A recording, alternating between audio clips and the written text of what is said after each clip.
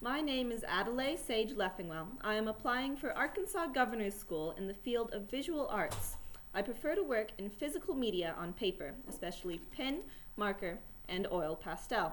As for my experience, I have been in the Fine Arts program at my school for 5 years. I'm currently a member of DTSOI's National Art Honor Society and have had my art displayed in 5 distinct art shows and competitions since the beginning of 2023.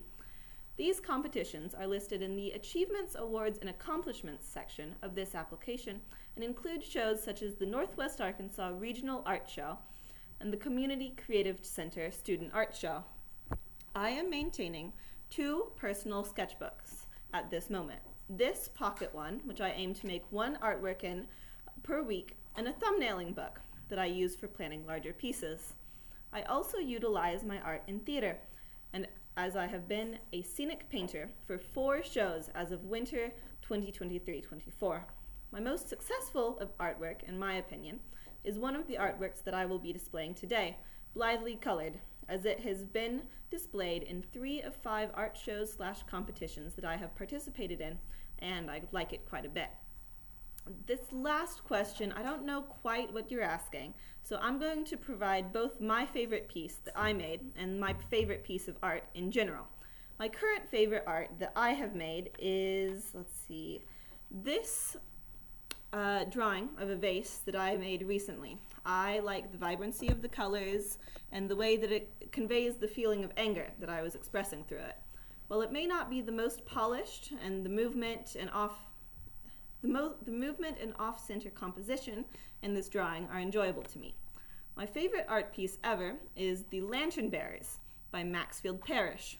The contrast between the yellow of the lanterns and the moon and the blue of the background is very nice, and the usage of leading lines in the bearers' postures and the background shrubbery is masterfully pulled off, pulling the viewer's eyes around the piece with ease. I also enjoy the use of negative space around the figures, as it serves to balance the busyness of the piece very well. And the whole piece artwork conveys a mood of whimsy that caused me to be attracted to it in the first place. First, let's see if I can pull you closer.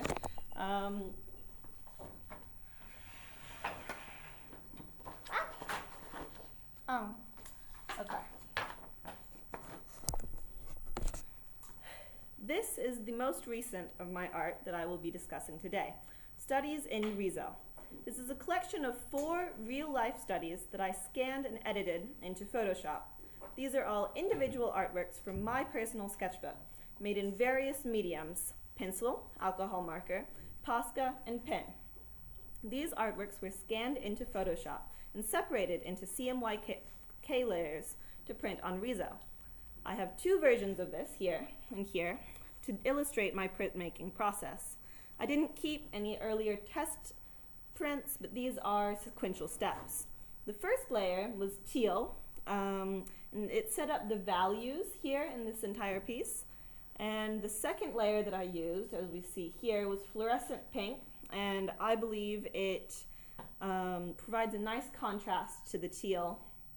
And this actually, I do like this version.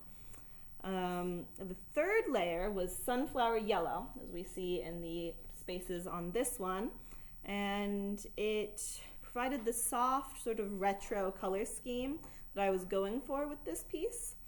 I chose this artwork to display here because I feel that it showcases multiple of my technical skills and mediums. I also believe that it demonstrates one of the major tenets of my art style, a vibrant yet balanced color scheme. Let me just move that back. Okay. All right. Well, it's just going to be on the floor then. My second art piece is this large-scale acrylic painting, Mr. Smiley is Hiring. This painting is based on the works of Tala Mandani, notably her gallery, Smiley Has No Nose.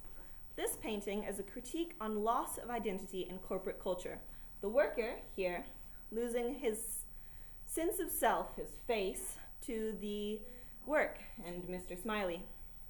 the world becomes limited to the desk, the cash register, the customers, and the posters of Mr. Smiley. One choice that I made specific to this artwork was the choice to make the posters out of a different material and vague color scheme than their surroundings. These are papers stuck onto the paintings on a white background, which contrasts the strictly 2D brown cardboard of the rest of the piece. Even whites that we see in the rest of it are muted brown.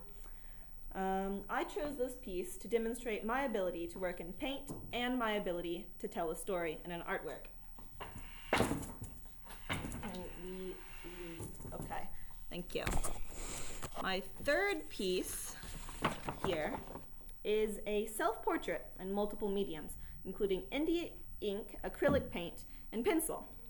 Although this piece is on the older side, you notice that my hair is considerably longer now, I do believe that it represents a bit of the spontaneity in my art style.